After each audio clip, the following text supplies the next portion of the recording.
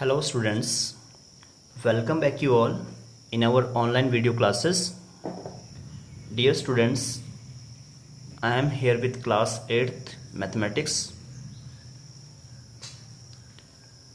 chapter number 2, linear equations in one variable with exercise 2.5.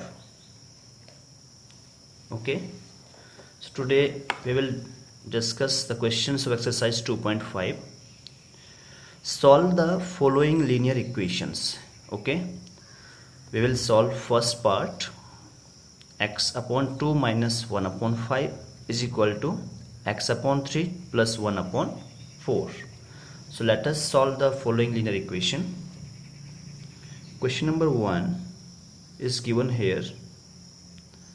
X upon 2 minus 1 upon 5 is equal to x upon 3 plus 1 upon 4. We have to solve this equation. तो सबसे पहले हम क्या करेंगे, जो variables हैं हमारे उनको एक साइड लेके आएंगे हम.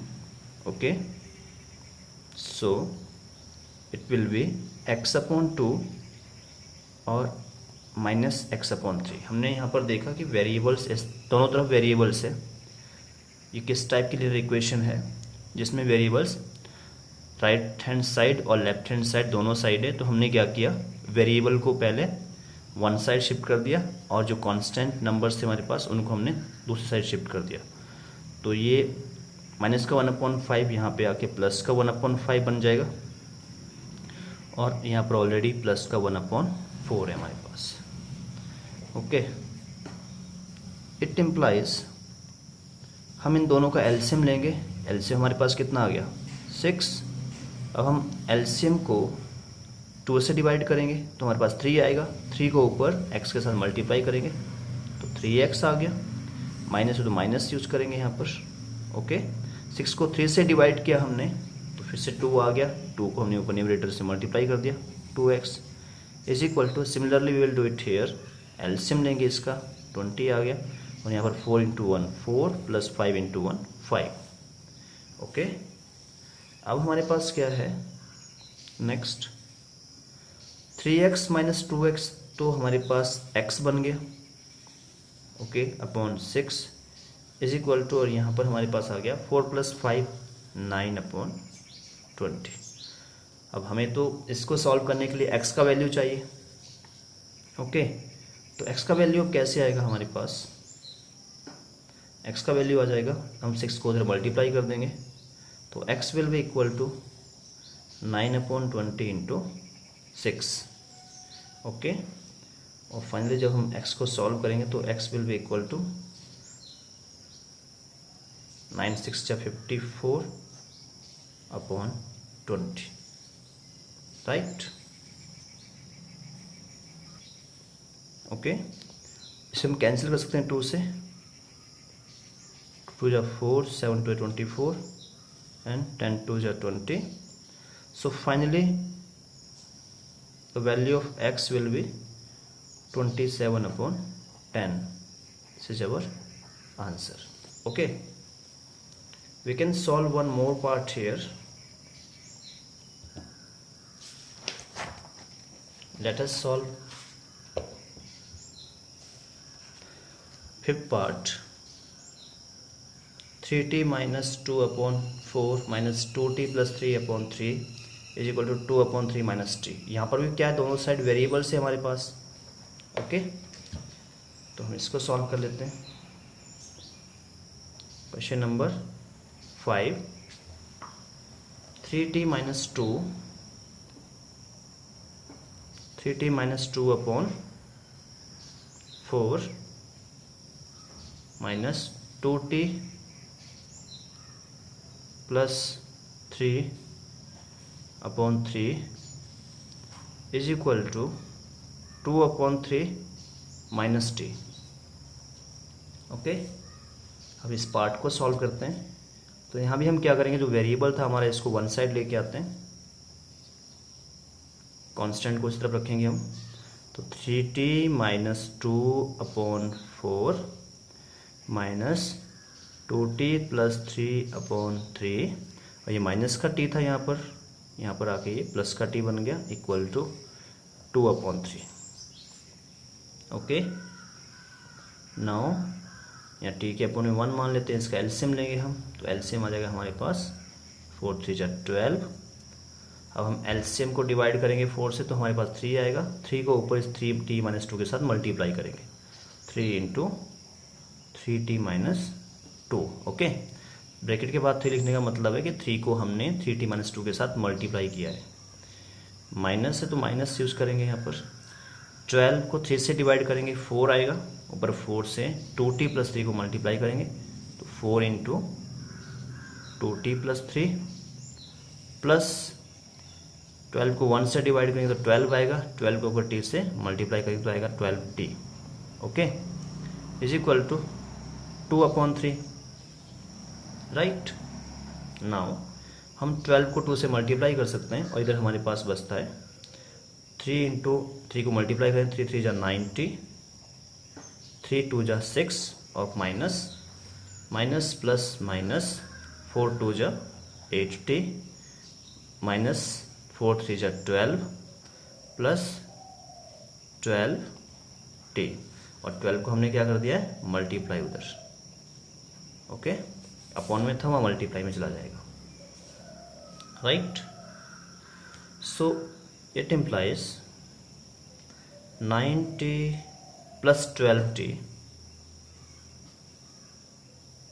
कितना हो गया हमारे पास, 21t, और प्लस माइनस का 8t, और इनको ऐड करते हैं तो माइनस का 6 माइनस का 12 माइनस का 18 is equal to, we can cancel, 3 4 = 12, 4 2 = 8। Okay, now it will be 21t - 8t is again 13t, plus and minus 18 को उधर शिफ्ट कर देंगे तो 8 + 18 हो जाएगा,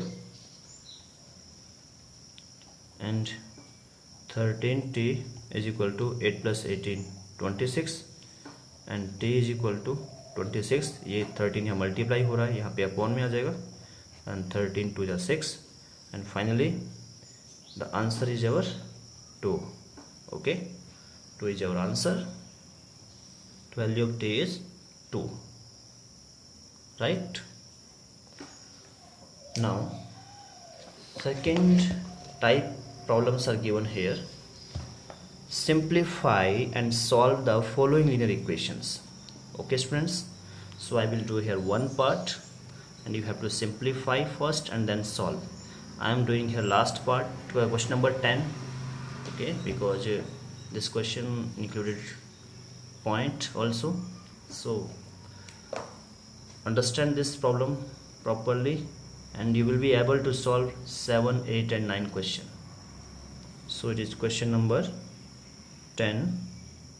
Okay, 0.25 into 4f minus 3. So variable is here f is equal to 0.05 into 10f minus 9.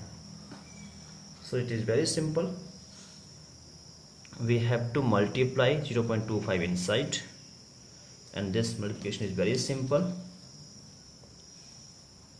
Okay, we will multiply 0.25 with 4, we will get 1.00. You can carry your calculation as 0.25 multiplied by 4, 5 4 = 20, carry over 2, 4 2 = 8 plus 2, and 0 carry over 1, and 0 into 4, 0 plus 1 1, and point will be 2 digits here, so 1.00.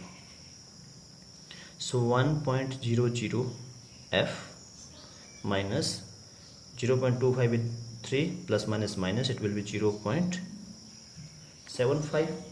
You can multiply, is equal to 0.5 into 10.